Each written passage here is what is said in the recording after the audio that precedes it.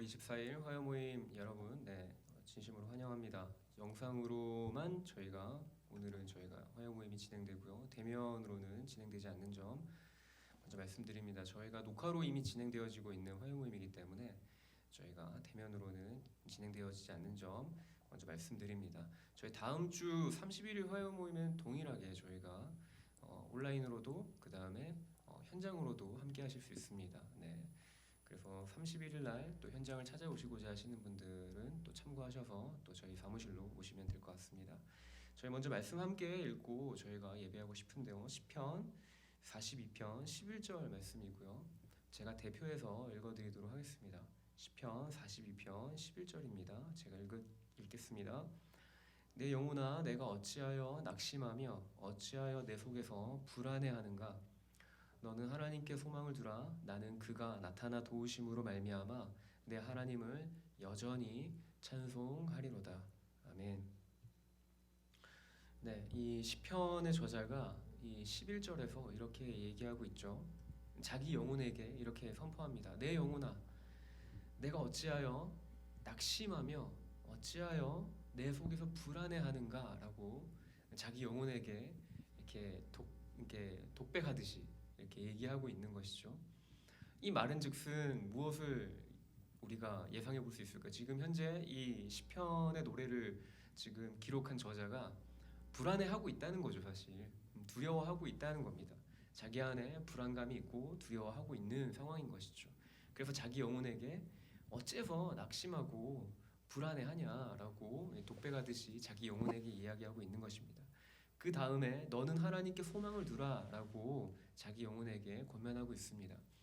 이 개역개정의 번역은 너는 하나님께 소망을 두라라고 번역을 했는데 새번역 성경에는 너는 하나님을 기다리라라는 번역으로 조금 다른 표현으로 번역이 되어져 있습니다. 개역 한글, 그러니까 개역 개정은 너는 하나님께 소망을 두라. 새번역은 너는 하나님을 기다려라라고 번역을 했는데 둘 다 동일하게 태도적인 부분에서는 동일한 태도가 취해지는 것 같습니다. 하나님께 소망을 두는 것, 우리가 하나님께 소망을 둔다라고 하면 눈에 보여지는 상황과 환경을 떠나서 우리는 기다릴 수 있죠. 하나님이 나의 삶 가운데 어떤 일하실 것에 대한 우리가 소망과 기대를 가지고서 주님을 기다릴 수 있지 않겠습니까? 우리가 시간 함께 좀 이 시인의 저자, 이 시인의 고백을 우리가 힘입어서 우리가 주님을 예배하고 주님을 경배하고 싶습니다. 우리가 시간 함께 좀 기도하며 나아가실 때 주님, 내가 주님을 온전하게 기다릴 수 있길 소망합니다. 나의 어떤 상황과 환경을 떠나서 내가 주님께 온전하게 내 소망을 두고서 주님이 나에게 말씀하시기까지, 주님이 나에게 무언가를 응답하시기까지 내가 좀 더 나의 조급함을 내려놓고서 하나님 아버지의 음성을 내가 잠잠하게 기다리며 주 앞에 나아가는 시간 되어지도록, 이 화요 모임이 그리고 또 여러분의 삶에서 하나님을 찾고 구하는 그 모든 기도의 시간이 그와 같은 주 앞에 나아가는 시간 되어지도록 우리가 함께 기도하며 나아가실까요? 기도하시겠습니다.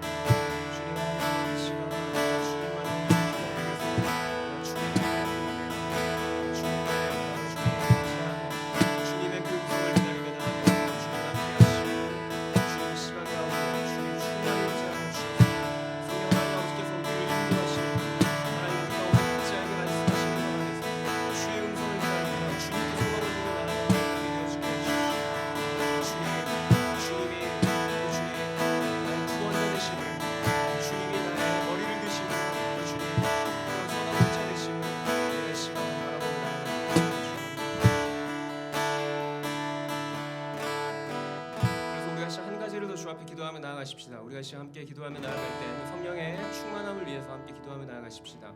우리가 온라인으로 주 앞에 예배하지만 주님, 우리 각자 주어진 자리에서 주님을 예배하고자 할 때 우리에게 주어진 이 자리가 하나님을 더욱더 깊이 만나는 시간 되어지도록 우리가 주님을 대면하고 우리가 하나님 아버지의 그 음성을 듣고 아버지의 마음을 깨달아 알아가는 그런 지성소 되어지도록 우리가 주님의 그 임재 가운데 나아가는 그런 예배 초소 되어지도록 우리의 지금 주어져 있는 이 자리에서 주님을 더 깊이 우리가 하나님 아버지 앞에 더 깊이 나아가는 예배 시간 되어지도록 우리가 우리의 주어진 삶의 초소에서 우리가 주님을 더 깊이 예배할 수 있도록 우리 예배를 위해서 함께 기도하며 나가십시오. 기도하겠습니다.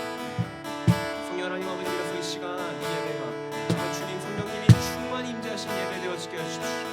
우리 주님을 온전하게 아버지 주님 우리가 바라볼 수 있길 소망합니다. 어떤 우리의 상황과 환경을 뛰어넘어서 아버지 주님 우리의 시선이 주님만 바라보며 우리가 주님께만 소망을 두며 아버지 주님 우리가 주님을 찬양하는 예배 되어지길 소망합니다. 주님 하나님 이 시간 나의 짐을 다 내려놓고 아버지 주의 임재를 갈구하며 나아갑니다. 성령 하나님 나의 생각과 마음을 주장하시고 아버지 주님 나의 감정을 주장하시고 아버지 주님 이 시간 이 예배가 온전히 주님께만 아버지 주님 내 마음을 다하여서 뜻을 다하여서 내가 삶으로 반응하며 나아가는 예배 되어주십시오. 성령 하나님 아버지 함께 해주십시오.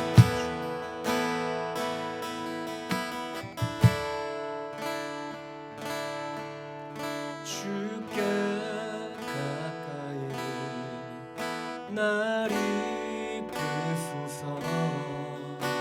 간절히 주님만 원합니다. 채워주소서. 주의 사랑이 진정한 찬양일 수 있도록 우리 한 번 더 주께 가까이 주께 가까이 날 이끄소서.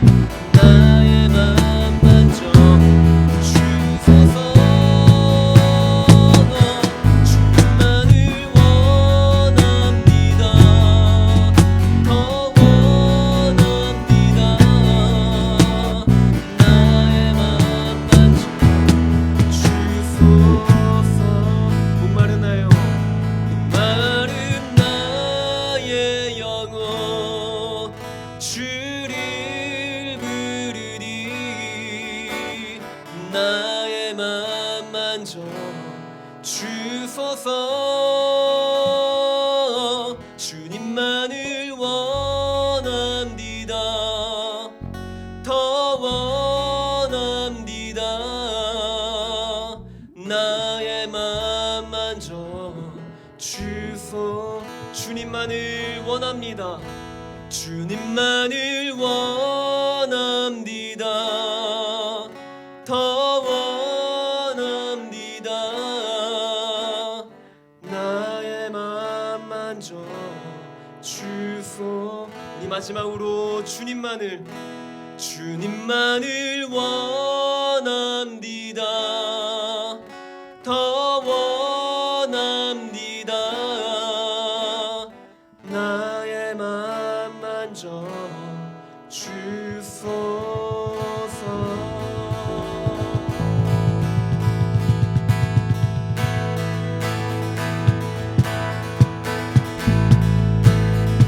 내 갈급함을 주 앞에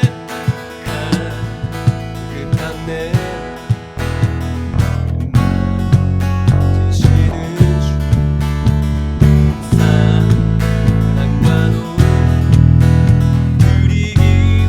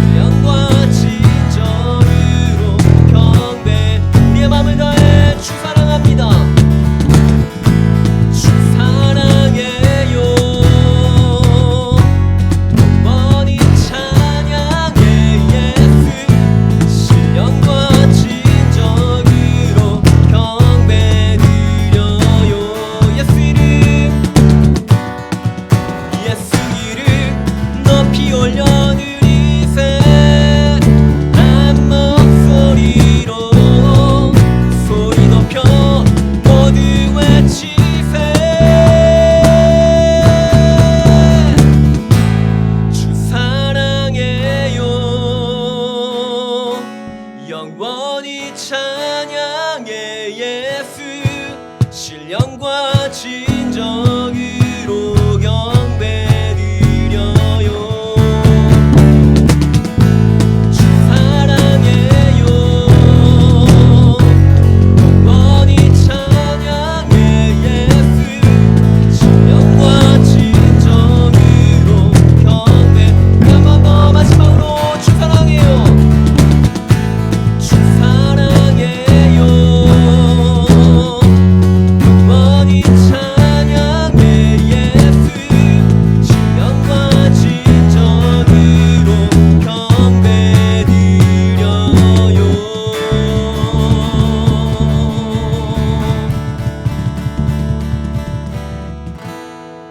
주 사랑해요.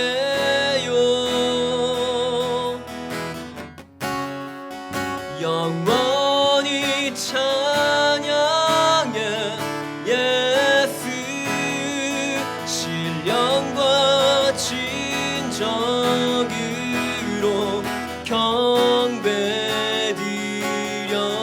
경배드려요. 주 사랑해요. 주 사랑해요.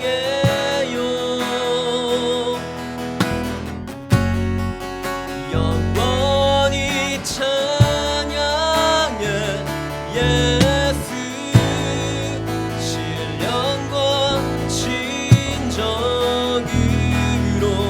경배드려.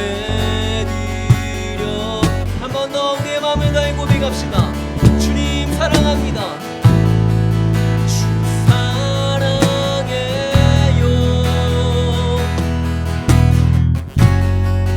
영원히 찬양해 예수 신령과 진정으로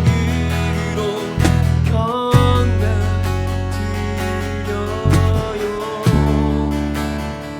주 사랑해요. 주 사랑해요.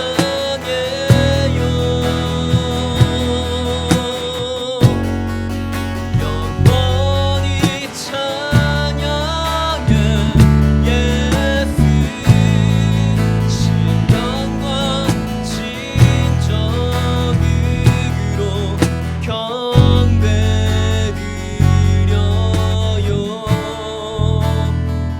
주 사랑합니다. 주 사랑해요.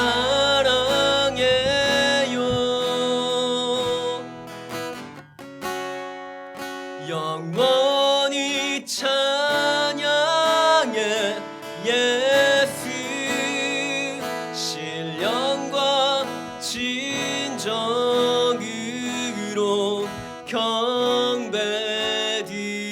경배드려요. 우리 한 번 더 고백하실까요? 주 사랑해요. 주 사랑해요.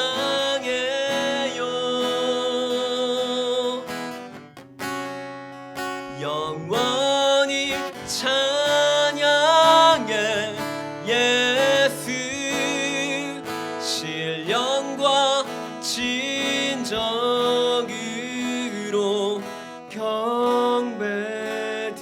경배드려요.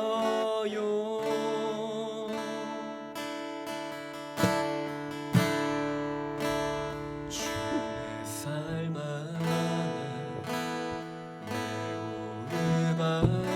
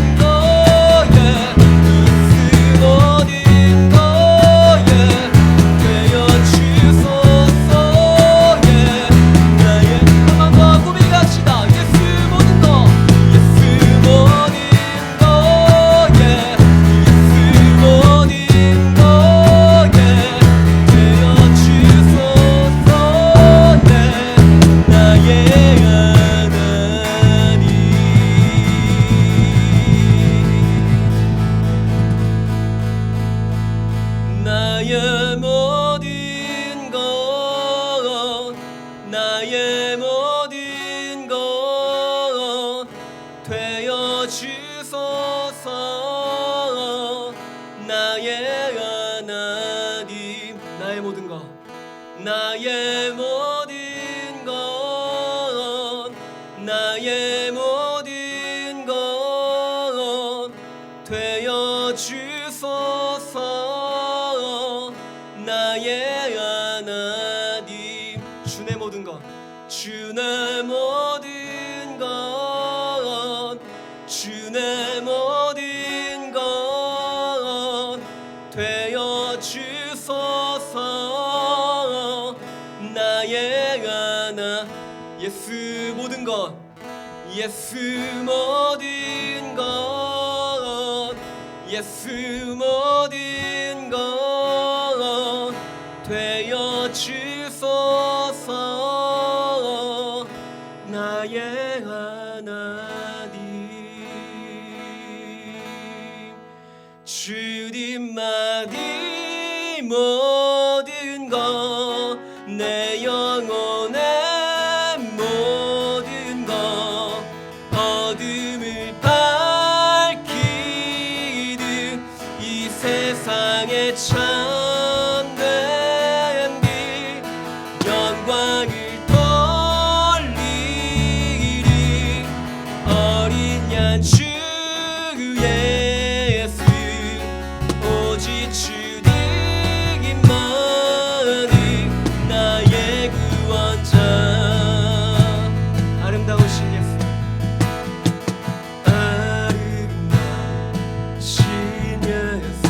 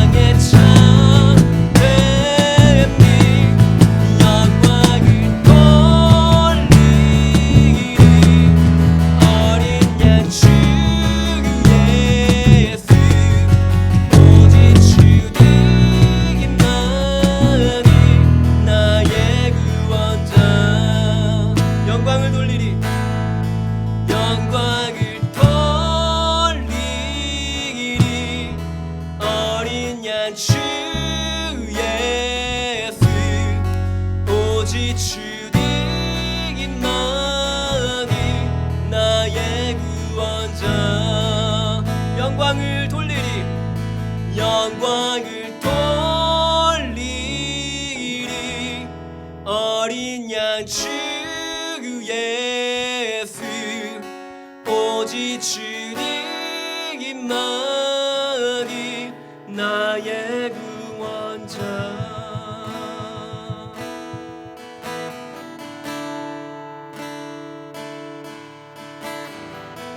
그래서 우리가 시간 함께 기도하며 나아가십시다. 우리가 마지막으로 고백하였듯이 주님만이 우리의 모든 것 되심을 우리가 함께 좀 고백하며 나아가십시다. 우리가 어떤 상황 속에서도 어떤 환경 가운데서도 오직 주님만이 내가 의지할 이시며 나의 반석이십니다.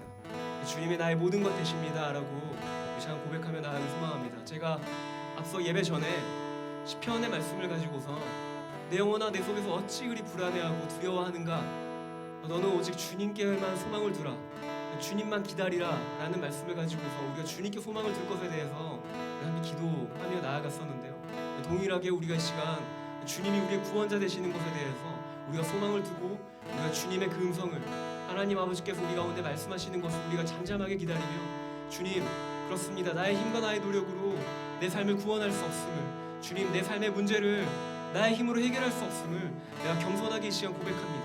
오직 주님만이 나의 구원자 되시고 내가 의지할 이이시고 나의 반석이시며 나의 산성이시고 나의 피난처이십니다라고 오직 주님께 우리의 구원의 소망을 두고 주님의 그 구원자 되심을, 주님이 우리의 유일한 소망이심을 고백하시면서 우리 시간 함께 기도하며 나아가십시다. 기도하며 나아가시겠습니다. 주님 이 시간 기도하며 나아갑니다. 주님이 나의 구원자 되시고 이제 주님만을 내가 이 시간 믿고 바라며 내가 소망하며 나아가길 소망합니다. 주님 이 시간 가운데 주님 좌정하셔서 주님 또한 아버지 주님 충만히 임재하셔서 주님 이 시간 아버지 주님 나의 모든 상황과 환경 가운데 주님 내가 주님만을 내가 바라보며 의지하며 나아가도록 나의 생각을 주장하시고 나의 마음을 주장하여 주십시오. 내가 어떠한 상황 속에서든 어떠한 환경 가운데서든 주님이 나의 모든 것 되심을 내가 고백하며 나아가길 소망합니다. 주님만이 모든 찬송과 영광과 존귀를 받게 합당하신 분이십니다. 주님 이 시간 내가 주님의 그 구원을 바라며 내가 기대하며 소망합니다. 주님만의 모든 것을 받으십시오.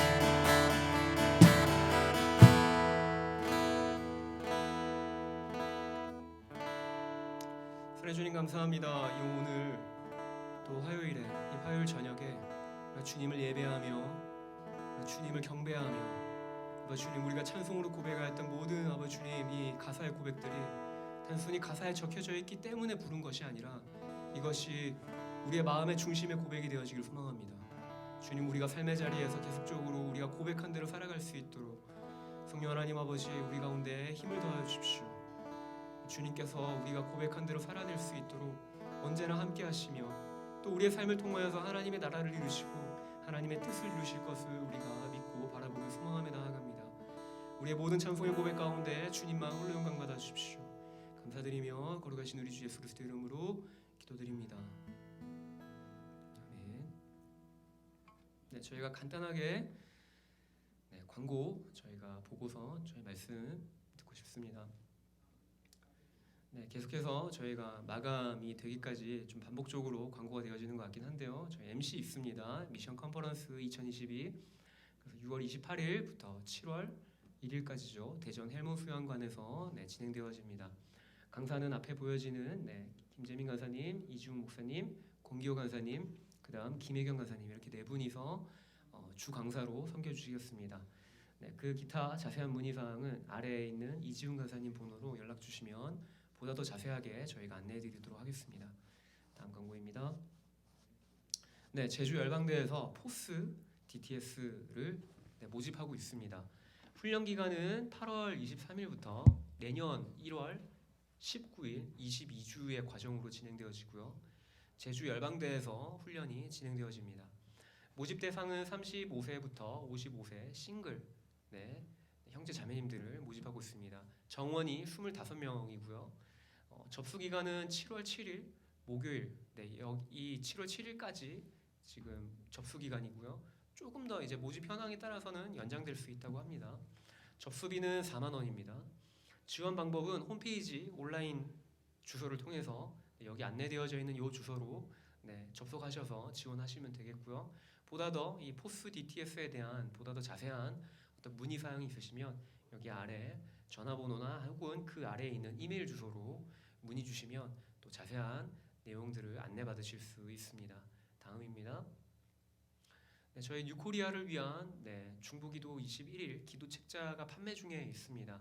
그래서 저희가 남북한의 통일한국을 저희가 또한 소망하면서 북한뿐만 아니라 저희 남한도 저희 북한을 또 향하여서 어떻게 저희가 통일을 준비하고 또 이후 저희가 통일되었을 때 하나님께서 또 이 통일한국을 통하여서 어떻게 이 대한민국 가운데 또 새로운 뉴코리아로서 하나님의 일을 행하실지를 저희가 이 기도 책자를 가지고서 함께 중보기도 하실 수 있습니다. 권당 2,000원이고요. 이 책자를 구입하시고자 하신다면 저희 사무실로 전화를 주시면 저희가 또 안내를 해드리도록 구입하실 수 있도록 안내해드리도록 하겠습니다. 다음입니다. 발렌티어 모집하고 있습니다. 저희 화요모임 발렌티어 저희 기타, 싱어, 건반, 카운, 베이스 그 외에도 음향 저희가 모집하고 있으니까요. 만 19세 이상의 하나님 예배하기를 사모하는 모든 예배자들 저희가 기다리고 있겠습니다. 악기에 은사가 있고 또 찬양하는 것에 또 재능이 있고 또 내가 예배하는데 부르심이 있다라고 하시면 언제든지 문을 두드려 주시면 감사하겠습니다. 아래 연락처로 이 발렌티어에 관련한 지원 방법이나 혹은 지원하고 싶다라는 의사를 밝혀주시면 또 이후에 어떻게 진행되어지는 것에 대해서 저희가 또 안내해드리도록 하겠습니다. 다음입니다.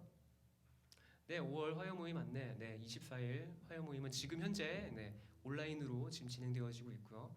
다음 주는 저희가 온라인과 오프라인을 병행해서 저희가 진행합니다. 그래서 저희 사무실로 오실 때에는 남구 대학로 76번 길 7-14 4층으로 오시면 또 대면으로 저희가 오프라인 현장 가운데에서 함께 예배하실 수 있습니다. 기타 화요 모임의 그 문의 사항이 있으시면 이 번호로 여기 아래 두 번호 가운데 연락 주시면 저희가 또 자세하게 안내해 드리도록 하겠습니다. 저희 말씀 듣는 시간 저희 갖고 싶습니다. 오늘 말씀을 전해 주실 분은 저고요. 여기는 원종명 간사님이라고 나가는데 저고요. 제가 말씀을 전하도록 하겠습니다. 제가 기도하고 우리가 함께 말씀 가운데 또 나아가면 좋을 것 같습니다. 함께 기도하시겠습니다. 사랑해 주님 감사합니다. 오늘도 주님 이 화요 모임 가운데 모든 찬송과 영광과 존귀를 받으신 줄 믿습니다. 주님 하나님 또한 주어진 이 말씀을 통하여서 우리가 주의 음성을 듣기 원합니다.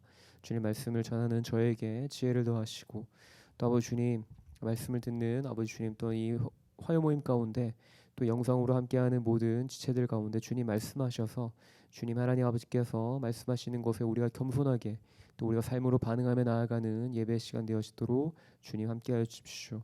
주님께서만이 이 모든 예배 가운데 함께하시고 홀로 영광 받아주실 것을 믿습니다. 감사드리며 거룩하신 우리 주 예수 그리스도 이름으로 기도드립니다. 아멘. 저희 함께 말씀 찾으실까요? 사무엘상 말씀이고요. 사무엘상 4장 4장 1절과 2절 그 다음에 10절과 11절 말씀을 함께 보고 싶습니다.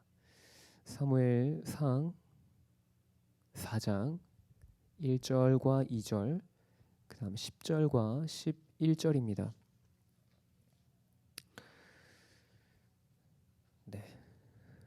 제가 대표해서 읽어드리도록 하겠습니다. 성경을 찾으신 분들은 온라인상에서 또 이렇게 눈으로 따라오면서 함께 말씀을 보면 좋을 것 같습니다. 제가 읽어드리도록 하겠습니다. 사무엘의 말이 온 이스라엘에 전파되니라. 이스라엘은 나가서 블레셋 사람들과 싸우려고 에벤에셀 곁에 진치고 블레셋 사람들은 아벡에 진쳤더니 블레셋 사람들이 이스라엘에 대하여 전열을 벌이니라. 그 둘이 싸우다가 이스라엘이 블레셋 사람들 앞에서 패하여 그들에게 전쟁에서 죽임을 당한 군사가 4,000명 가량이라. 10절과 11절 말씀입니다. 읽겠습니다.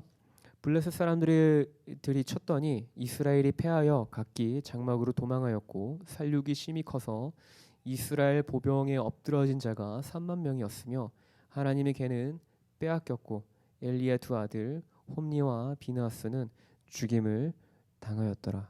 아멘.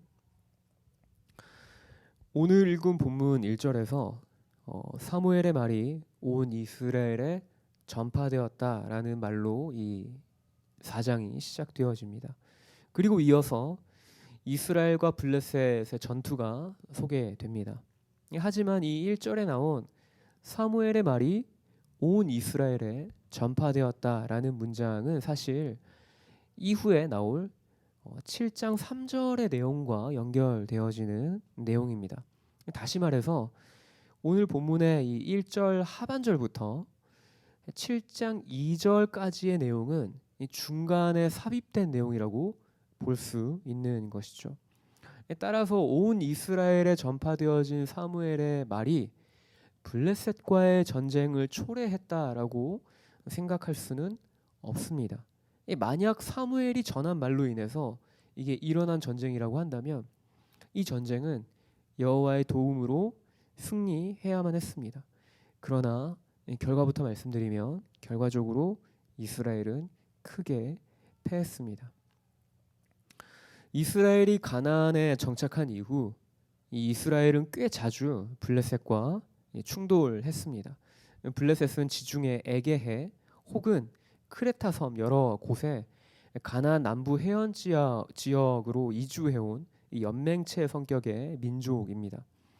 주전 13세기부터 12세기경 이때 이제 이주하는 인구가 갑자기 많아지면서 강력한 군사력을 바탕으로 영토를 확장하기 시작했고 그때 마침 가나안에 거주하고 있던 이스라엘 민족과의 전쟁이 이제 불가피한 상황인 것이죠. 사사기의 말씀을 통해서 알 수 있듯이 이스라엘은 블레셋을 두려워하여서 한동안 이 블레셋 사람들의 지배를 받아들이고 있었습니다. 그러던 중 이제 우리가 잘 아는 사사 삼손이 블레셋의 세력을 크게 꺾어 놓은 곳에 힘입어서 이스라엘은 용기를 내어서 블레셋과 전쟁을 도모할 수 있는 것이죠. 이러한 맥락에서 오늘 본문에도 보면 이스라엘은 블레셋과의 전쟁을 벌인 가운데 있습니다. 전쟁의 직접적인 원인은 소개되지 않지만 이스라엘이 먼저 자신들의 영토의 경계선에 위치한 에벤에셀에 진을 치기 시작합니다. 블레셋 역시 그곳에서 멀지 않은 아벡에 진을 칩니다. 그리고 2절에선 전쟁의 결과를 간략하게 소개합니다. 이스라엘이 이 1차전, 이게 첫 번째 이 블레셋과의 전투에서 패하여서 4,000명 가량이 죽임을 당했습니다. 4,000명이면 큰 피해이긴 하지만 이 피해의 규모가 전쟁을 포기하게 만들 정도는 아니었습니다. 이스라엘은 자기들의 원래 진영으로 다시금 되돌아와서 다음 전쟁을 준비합니다. 백성이 후퇴하여서 진영으로 돌아왔을 때 이 이스라엘의 장로들은 모여서 대책 회의를 엽니다. 이 이스라엘의 장로들은 이 블레셋과의 전투에서 패배한 원인을 잘 알지 못했습니다.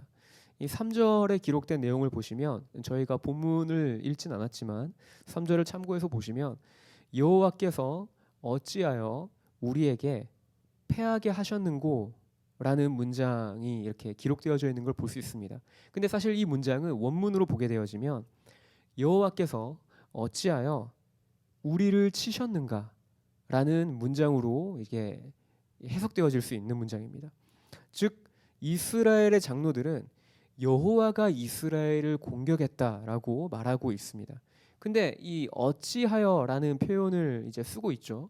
왜 우리를 공격하셨는가라는 질문을 하고 있는 것으로 보아서 이제 자신들의 패배의 원인에 대해서는 이 이스라엘 장로들이 이제 파악하고 있지 못한 상황인 것이죠. 결국 그들이 내린 결론은 여호와의 임재를 상징하는 언약궤를 가져다가 이스라엘 진영 안에 있게 하자는 것이었습니다. 그러면 여호와께서 이스라엘의 대적이 되지 않고 오히려 같은 편이 되어서 이스라엘을 도와주실 것이다. 우리를 원수들의 손에서 건져내시고 구원하실 거다라고 여겼던 것입니다.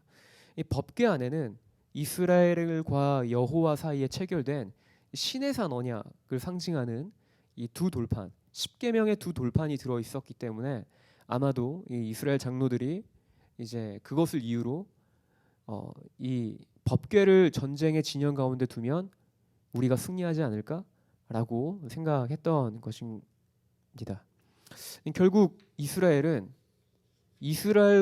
블레셋과의 2차전을 앞두고 이 여호와의 법궤를 전쟁의 진영 가운데로 가져갑니다. 여기서 주목해 볼 점은 엘리 제사장의 두 아들 홈니와 비느하스죠. 이 홈니와 비느하스가 언약궤의 책임자로 따라왔다라는 사실입니다. 이 두 제사장은 블레셋 전쟁에서 전사하게 되어지는데 이미 하나님께서 엘리 제사장의 집안을 심판하기로 작정을 하셨습니다. 이것을 하나님께서 이미 엘리 제사장에게 말씀하셨는데 사무엘상 2장의 내용을 함께 좀 보실까요? 2장 31절부터 34절까지의 내용이고요. 제가 대표해서 읽어드리도록 하겠습니다. 사무엘상 2장 31절부터 34절까지의 내용입니다. 제가 읽어드리겠습니다. 보라, 내가 내 팔과 내 조상의 집 팔을 끊어 내 집에 노인이 하나도 없게 하는 날이 이를지라. 이스라엘에게 모든 복을 내리는 중에 너는 내 처소의 환난을 볼 것이요 내 집에 영원토록 노인이 없을 것이며 내 제단에서 내가 끊어버리지 아니할 내 사람이 내 눈을 쇠잔하게 하고 내 마음을 슬프게 할 것이요 내 집에서 출산되는 모든 자가 젊어서 죽으리라. 내 두 아들 홈니와 비느하스가 한날에 죽으리니 그 둘이 당할 그 일이 내게 표징이 되리라. 이스라엘이 블레셋과의 전쟁에서 겸손하게 하나님의 뜻을 구하기보다 자신들의 생각대로 사실은 행동한 것이 있죠. 그것은 바로 언약궤를 전쟁의 진영 가운데 가져다 두는 것이었습니다. 근데 우리가 좀 생각해 봐야 하는 것은 이런 제멋대로인 사람의 결정을 통해서도 하나님은 자신의 뜻을 이루시는 도구로 사용하신다라는 것입니다. 결국 언약궤를 전쟁의 진영 한가운데 가져옴으로 인해 하나님이 말씀하신 이미 예언하신 홈니와 비느하스를 향한 심판이 성취가 되어질 것입니다. 그렇게 여호와의 언약궤가 이스라엘 진영으로 이제 들어오게 되자 온 이스라엘의 군사들이 큰 소리로 이제 외칩니다. 성경의 저자는 땅이 진동할 정도였다라고 기록합니다. 이스라엘 군대는 자기 진영으로 들어오는 언약궤를 보면서 전쟁에서 이제 승리하겠구나, 이제 우리가 다 이겼구나라고 예감했을 것입니다. 이것은 마치 과거 이스라엘이 처음으로 가나안에 들어와서 벌인 전쟁을 생각나게 합니다. 이스라엘은 가나안 정복 전쟁에 처음으로 치른 전쟁 여리고와의 전쟁에서 언약궤를 앞세워서 승리한 역사가 있습니다. 여호수아와 이스라엘 백성이 견고한 여리고성을 상대로 벌인 전략은 군사적인 전략이 아니었습니다. 언약궤를 메고서 6일 동안 여리고성 주변을 한 바퀴씩 도는 것이었죠. 그리고 마지막 7째 되는 날에는 이제 7바퀴를 돌고서 함성을 지르는 것이었습니다. 그것이 전부였습니다. 현재 이스라엘은 이 과거 조상들이 경험했던 이 성공 사례를 통해서 똑같은 방식으로 블레셋과의 전쟁에 나가면, 즉 하나님의 언약궤를 앞세워서 전쟁 가운데 나아가면 우리가 실패하지 않을 거다, 우리가 승리할 거다라고 생각하고 있는 것 같습니다. 이렇게 사기가 충만해진 이스라엘을 보면서 이 반대편에 있는 블레셋 진영은 어떤 반응을 보였을까요? 본문 7절과 8절을 참고해서 보시면 블레셋 사람들은 자신들에게 화가 닥쳤다라고 말합니다. 7절에 블레셋 사람들이 이렇게 얘기합니다. 우리에게 화로다 라고 말이죠. 여기서 화라는 단어는 히브리어로 오이라는 단어입니다. 이 화로 번역된 이 오이라는 단어는 흔히 신의 심판과 형벌로 임하게 되는 그 재앙을 뜻하는 단어입니다. 이스라엘 백성이 과거 자신들의 조상의 하나님을 떠올렸듯이 블레셋 사람들 역시도 과거 이집트에서 이스라엘을 꺼내서 가나안 땅에 들어가게 하신 존재가 이 이스라엘의 신이라는 사실을 기억하고서 두려워하고 있는 것입니다. 블레셋은 여호와의 법궤를 보는 순간 잘못하다간 자신들이 이스라엘의 종이 되어서 섬길 수도 있겠다라는 이 두려움에 빠져듭니다. 근데 이 두려움이 블레셋을 좌절하게 하는 것이 아니라 도리어 대장부로 만들어서 더욱더 힘껏 이게 전쟁에 임하도록 만들었다라는 것이 이제 예상치 못한 변수 중에 하나였습니다. 보통 한쪽이 사기가 충만해지고 다른 한쪽이 두려움에 떨게 되면 보통은 일반적으로는 사기가 충만해진 쪽이 전쟁에서 승리하는 것이 보통의 예상이지 않습니까? 그러나 이 언약궤까지 전쟁의 현장에 가져와서 사기가 충만해진 이스라엘이 도리어 힘 한번 제대로 쓰지 못하고 패배하였습니다. 이 2차전의 피해는 두 번째 전쟁에서의 피해는 첫 번째 피해와는 비교도 안 될 만큼 큰 피해였습니다. 첫 전투에서는 4,000명 정도가 죽임을 당했다고 한다면 이 두 번째 2차전에서는 무려 죽은 자만 3만 명이었습니다. 오늘 저희가 읽은 11절에는 이 두 번째 전쟁의 참혹한 결과가 다소 담담한 어조로 요약되어져 있습니다. 분명 내용은 절망적인데 이 저자가 이 참담한 사실을 그냥 있는 그대로 마치 뉴스 앵커가 그냥 있는 그대로의 사실을 전하듯이 그냥 그 사실을 기록하고 있는 것이죠. 하나님의 개가 빼앗겼다. 그리고 홈니와 비느하스가 죽었다. 이 두 문장으로 이제 요약되어질 수 있습니다. 사람의 보기에는 참담한 결과이고 절망적인 상황이지만 이 사실을 기록한 저자는 이것을 그냥 단순하게 단 두 마디로 요약하고 있습니다. 하지만 이 전쟁의 패배의 충격은 사실 이스라엘에게는 매우 절망적인 것이었습니다. 함께 말씀을 좀 찾아서 읽어보실까요? 사무엘상 4장, 저희가 읽은 본문의 말씀의 그 4장에 바로 그 다음 절입니다. 11절 바로 다음에 나오는 12절과 13절을 저희가 함께 좀 찾아서 보고 싶습니다. 12절, 13절입니다. 제가 읽어드리도록 하겠습니다. 당일에 어떤 베냐민 사람이 진영에서 달려나와 자기의 옷을 찢고 자기의 머리에 티끌을 덮어쓰고 실로에 이르니라. 그가 이를 때는 엘리가 길 옆 자기의 의자에 앉아 기다리며 그의 마음이 하나님의 괴로 말미암아 떨릴 즈음이라. 그 사람이 성읍에 들어오며 알림에 온 성읍이 부르짖는지라. 이스라엘이 블레셋에게 크게 패한 그 당일에 그 전쟁의 현장에서 빠져나와서 실로웨까지 달려온 베냐민 사람이 있었습니다. 그때 엘리는 길 곁에 있는 자기 의자에 앉아 있었습니다. 방금 읽은 13절에서는 저자가 엘리 제사장이 의자에 앉아 기다리며라고 기록을 했는데 여기서 이제 기다리며라는 이 단어를 이 원어로 보게 되면 메차페라는 단어를 사용하고 있습니다. 이 메차페는 보다입니다. 보다. 물론 이제 기다리며라고 이제 의역했지만 보다라는 뜻을 가지고 있는 단어입니다. 즉 엘리 제사장은 의자에 앉아서 계속 집중해서 이제 보고 있었던 것입니다. 주시하고 있었던 것이죠. 이 전쟁의 소식을 가져오는 누군가를 기다리면서 뚜렷이 이렇게 뚫어져라 이렇게 그 길 곁에 의자에 먼 곳을 응시하면서 집중해서 보고 있었던 것입니다. 엘리가 이렇게 뚫어져라 한 곳을 응시하면서 의자에 앉아 있었던 이유는 바로 다름 아니라 언약궤 때문이었습니다. 그는 사실 두 아들보다도 법궤의 안위를 걱정하고 있었습니다. 이런 엘리의 태도를 통해서 이 엘리는 사실 법궤를 가져가는 것에 대해 동의하지 않았을 것이다라고 이제 유추해 볼 수 있습니다. 그리고 전쟁에서 빠져나와서 실로에 도착한 베냐민 사람으로부터 전쟁의 참혹한 결과를 듣습니다. 함께 그 다음 그 이후에 있는 그 내용 중에 17절과 18절을 저희가 함께 참고해서 보고 싶습니다. 17절, 18절입니다. 제가 읽어드리도록 하겠습니다. 소식을 전하는 자가 대답하여 이르되 이스라엘이 블레셋 사람들 앞에서 도망하였고 백성 중에는 큰 살육이 있었고 당신의 두 아들 홈니와 비느하스도 죽임을 당하였고 하나님의 궤는 빼앗겼나이다. 하나님의 궤를 말할 때 엘리가 자기 의자에서 뒤로 넘어져 문 곁에서 목이 부러져 죽었으니 나이가 많고 비대한 까닭이라. 그가 이스라엘의 사사가 된 지 40년이었더라.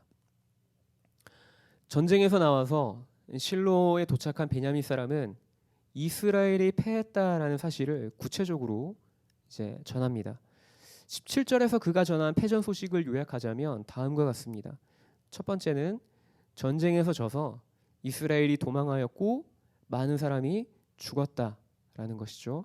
두 번째는 엘리의 두 아들 홈니와 비느하스가 죽었다라는 것입니다. 마지막 세 번째로는 하나님의 궤를 빼앗겼다라는 것입니다. 이 베냐민 사람이 법궤에 관해서 언급할 때 엘리는 큰 충격을 받고서 실신하였습니다. 이때 정신을 잃은 그가 이 의자 뒤로 넘어지면서 목이 부러져 죽게 됩니다. 그리고 18절 마지막에 저자는 엘리 제사장이 사사로서 40년을 다스렸다라는 말로 사사로서의 그의 삶을 요약하고 있습니다. 엘리를 죽음에 이르게 한 그 충격적인 소식은 전쟁에서 패해서 많은 사상자가 나왔다라는 것도 두 아들이 전사했다라는 것도 아니었습니다. 그는 법궤가 블레셋에 넘어갔다라는 말을 듣자 큰 충격에 휩싸였고 실신하여서 뒤로 넘어져 쓰러졌습니다. 왜냐하면 이 법궤는 하나님과 이스라엘 사이에 영원한 언약의 상징이며 하나님의 임재의 상징이기도 했기 때문입니다. 블레셋과의 전쟁에서의 패배가 가져다준 절망이 어느 정도였는지를 알 수 있는 구절이 하나 더 있습니다. 우리가 그 다음 절 19절부터 22절까지를 연이어서 한번 보고 싶습니다. 19절부터 22절까지입니다. 제가 읽어드리도록 하겠습니다.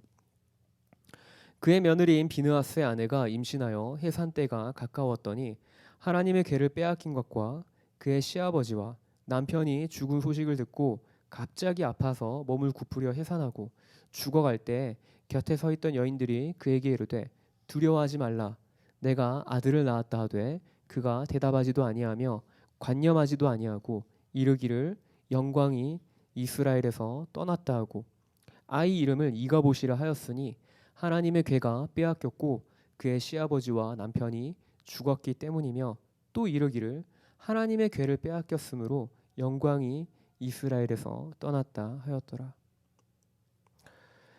그렇게 이스라엘이 블레셋에게 패하고 법궤는 빼앗기고 사사로 40년을 다스리던 엘리를 비롯해서 그의 두 아들 홈니와 비느하스 역시 전쟁에서 전사한 이후 비느하스의 아내가 임신한 중에 출산 때가 이르렀을 때 이 비느하스의 아내가 전쟁으로 인해 남편이 죽고 시아버지 엘리 제사장 역시 죽었다라는 소식을 듣게 되자 갑자기 복통을 호소하더니 아이를 낳게 됩니다.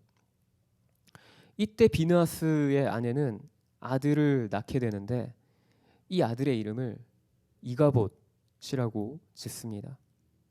이 22절에 저희가 읽은 이 내용 가운데 22절에 이가봇의 이름 뜻이 설명되어져 있죠.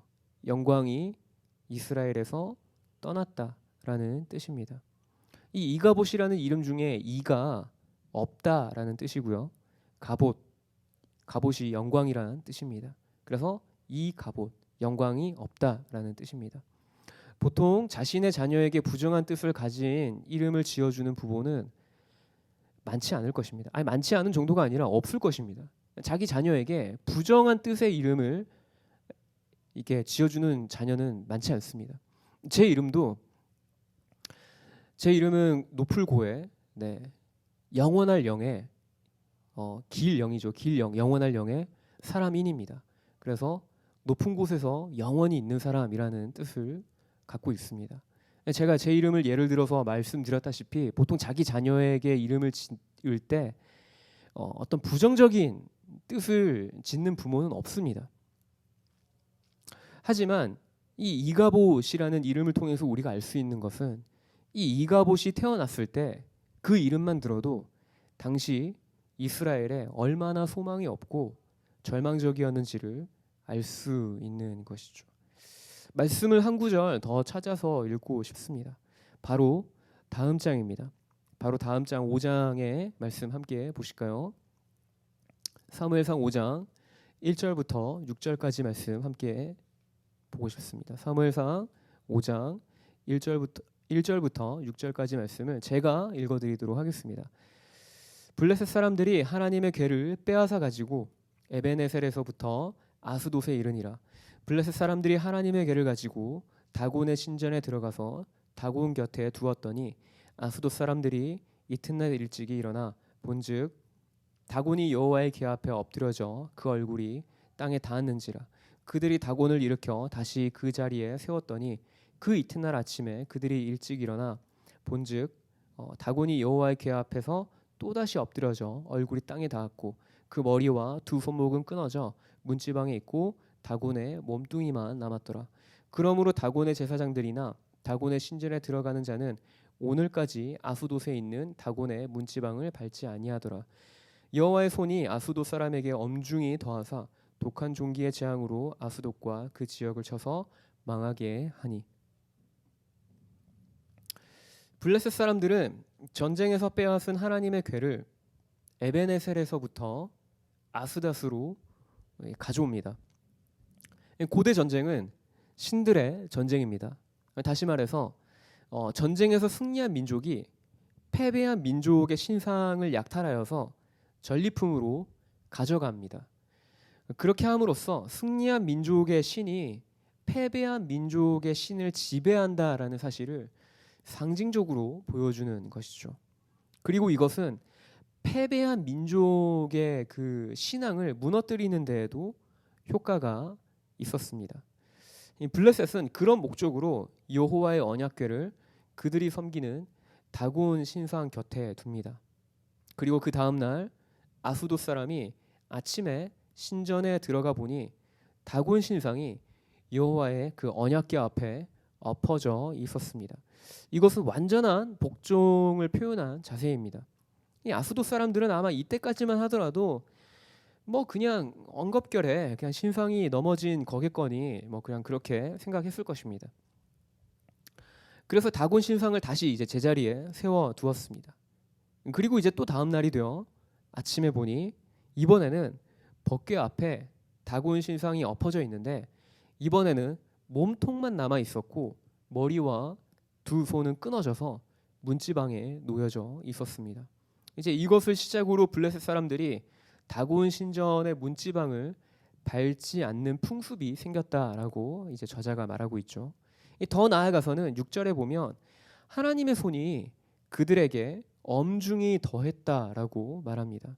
그 결과 이제 독한 종기가 아스돗 사람들에게 이제 생겼는데 특별히 이 6절에 기록된 표현 중에 이 엄중히 더하다라는 말은 히브리어로 카베드라는 단어가 쓰입니다.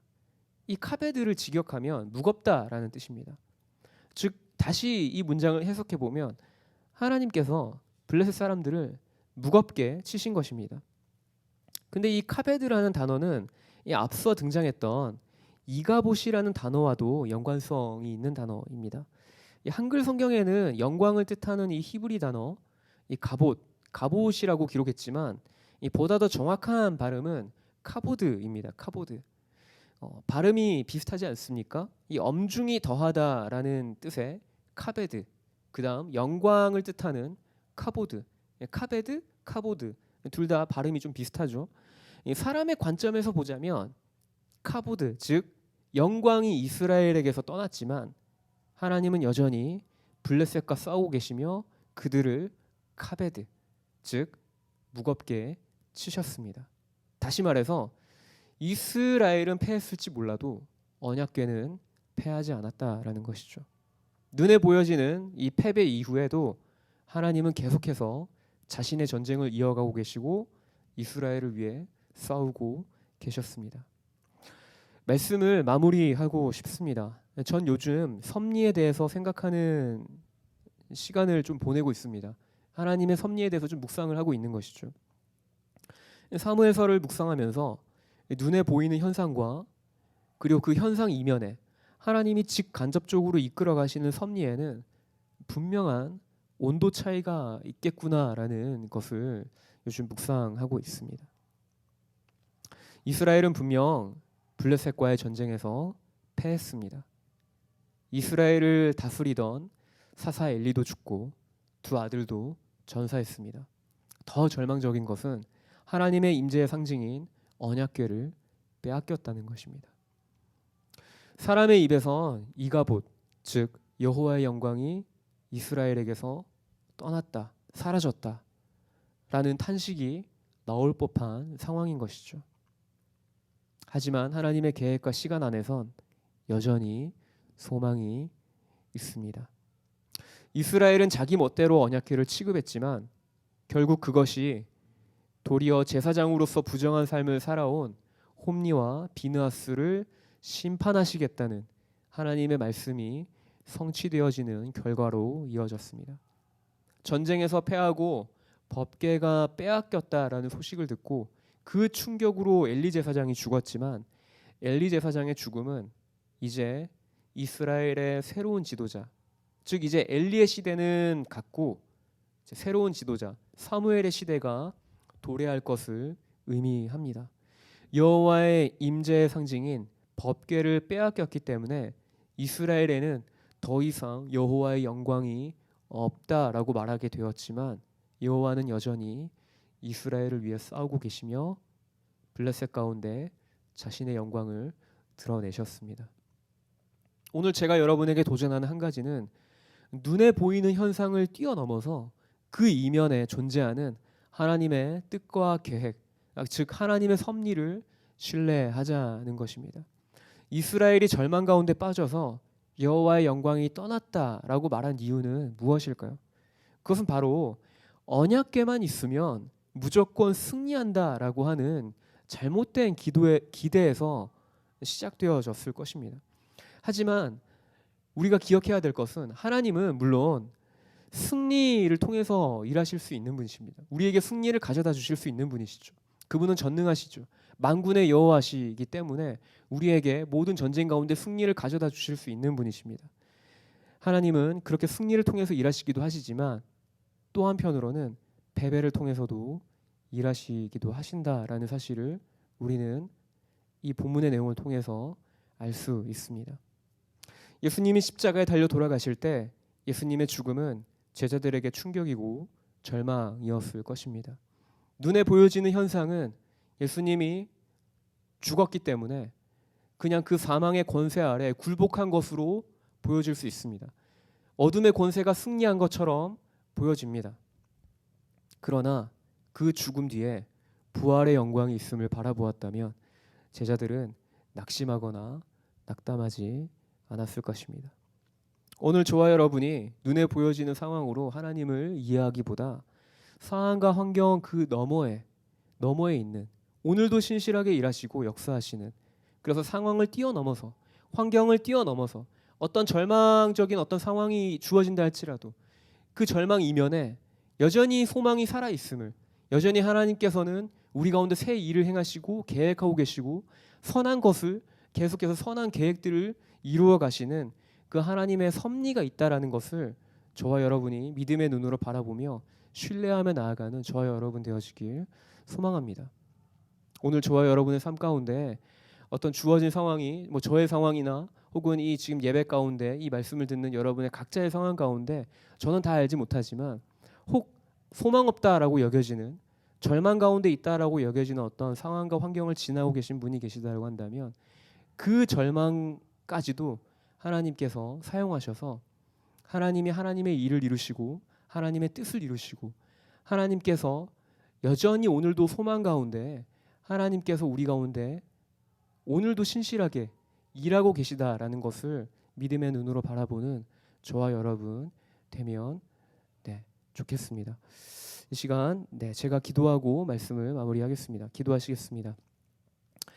사랑해 주님 감사합니다. 오늘도 주어진 사무엘서의 말씀을 통하여서 주님 비록 사람의 눈으로 보기에는 아버지 주님 전쟁에서 패하고 또 아버지 주님 주님의 법궤를 빼앗겨서 하나님의 영광이 이스라엘에게서 떠난 것처럼 보여지는 그 상황과 환경 안에서도 주님은 아버지 주님 사무엘이라고 하는 새로운 지도자를 준비하고 계시고 또 아버지 주님 법궤가 그 블레셋 진영 가운데에서 여전히 여호와의 전쟁을 이어가시며 승리의 그 역사를 써나가시는 것들을 바라보게 하심으로 오늘도 주님 우리에게 주어진 이 삶의 현장에서 우리의 시선이, 우리의 마음이 단순히 눈에 보여지는 그 상황에 아버지 주님 우리가 묶여 있는 것이 아니라 그 상황 이면에 여전히 오늘도 일하고 계시는, 오늘도 주님이 일하시는 것들을 우리가 소망하며 기대하며 우리가 믿음으로 주님의 뜻의 그 선하심을 신뢰하며 나아가는 아버지 주님, 저와 또 아버지 주님 이 예배 가운데 나온 모든 회중들 되어지도록 주님 이끌어 주십시오. 주님께서 그렇게 우리의 삶 가운데 늘 언제나 하나님의 그 역사를, 하나님의 그 선하신 뜻을 이루어 가시며 하나님의 나라를 이루실 것을 우리가 믿음으로 바라보며 신뢰하며 나아갑니다. 주님, 우리의 그 작은 믿음을 사용하셔서 주님께서 우리의 삶을 하나님 나라에 더욱더 아버지 주님 귀한 통로로 사용하여 주십시오. 감사드리며 걸어가신 우리 주 예수 그리스도의 이름으로 기도드립니다. 아멘.